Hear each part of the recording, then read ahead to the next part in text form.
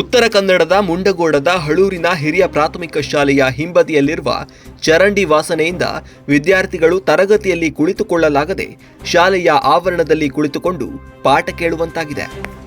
ಈ ಶಾಲೆಯಲ್ಲಿ ಬರೋಬ್ಬರಿ 120 ವಿದ್ಯಾರ್ಥಿಗಳು ವ್ಯಾಸಂಗ ಮಾಡುತ್ತಿದ್ದು, ಕಳೆದ 3 ವರ್ಷಗಳಿಂದ ಈ ಸಮಸ್ಯೆ ಇದ್ದರೂ ಅಧಿಕಾರಿಗಳು ಸಮಸ್ಯೆ ಬಗೆಹರಿಸದೇ ಇರುವುದು ವಿಪರ್ಯಾಸವೇ ಸರಿ.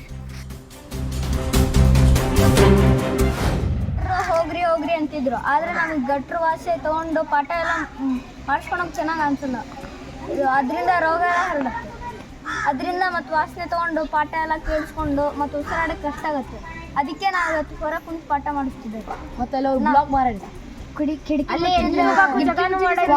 ಬ್ಲಾಕ್ ಮಾಡಿ ಎಲ್ಲ ಮತ್ತೆ ಅಲ್ಲಿ ನೀರು ಕಂಡೀಷನ್ ಮಾಡಿ ಮತ್ತೆ ಅಲ್ಲಿ ವಾಸನೆ ಬರತ್ತಿದೆ ಎಲ್ಲ ಮತ್ತೆ ಕ್ಲಾಸ್ ಒಳಗೂ ಕೊಡೋಕೆ ಆಗತ್ತಿಲ್ಲ.